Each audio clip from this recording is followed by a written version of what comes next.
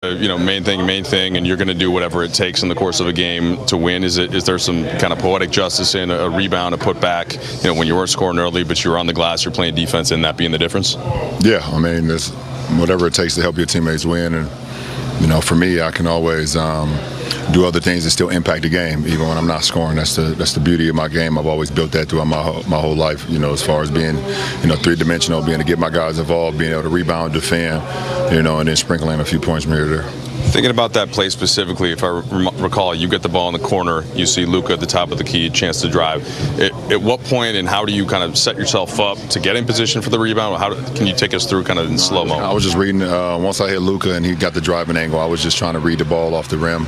It kind of looked like it was a little short, but, I knew it had a chance to kind of, if it hit the front rim, maybe bounce in. But once it came out of there, I just wanted to try to tap it with enough time. So, obviously you could see me probably looking over at the Jumbotron just see if the replay was coming to see if I actually got it on time, and good play for us. Just some irony in the amount of points and assists that you've had, but this team still kind of needs the defense, the rebounding, just given what the makeup is, and that's kind of what you're doing. Yeah, I mean it's what's needed from our team.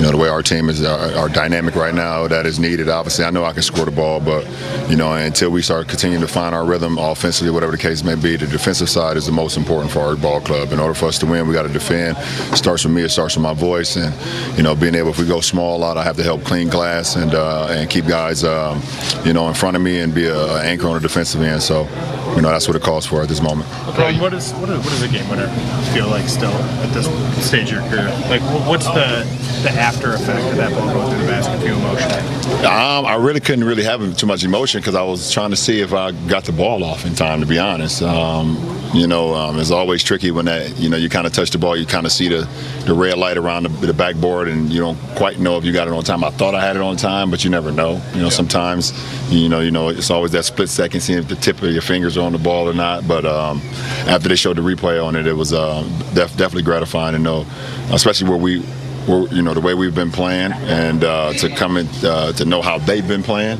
and to come in here and get a good win in a very hostile environment. That's big time for our ball club. Along those same lines, you preach never get too high, never get too low. You guys were in a position where you could have blown a 6-point lead in the final 2 minutes. Instead, you walk out of here with the win. What can this do for the group?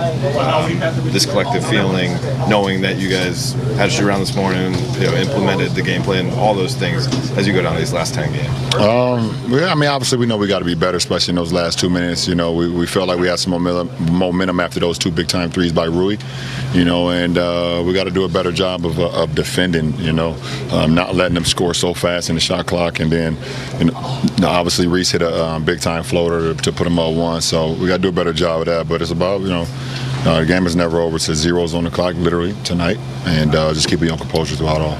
Brian, whenever something happens that's never happened before in your career, I try to find it for you. David and I were looking. You'd never had a game where you played 3 quarters and hadn't made a shot. Mm-hmm.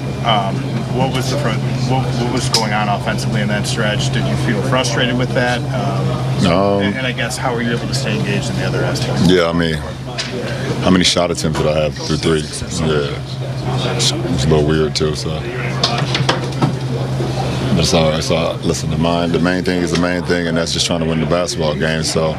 You don't really know if you're in a rhythm or not, if you're out of rhythm with 6 shot attempts. So, it's just about still what can I do to still affect the game. If the ball is going to come to me, offensively, then I got to try to make some plays, and it did early in that 4th quarter. I was able to make some plays and help build us a lead. You had a tip in. Had 18 assists, 1 turnover tonight. Your former USA teammate. How have you seen his game grow throughout the years?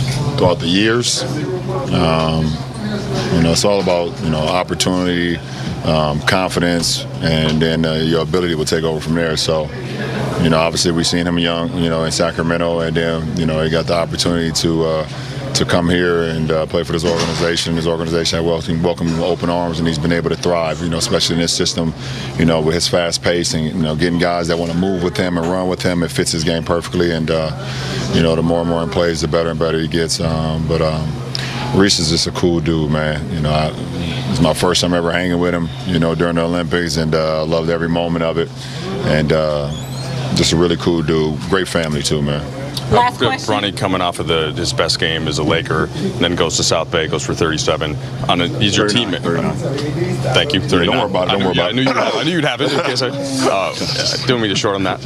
When do you get like a text now because he's with the G League after a game like this? Him? Like, yeah, like is your teammate? Him a note. No, I sent him a note. Oh, no, I mean after tonight, after the buzzer.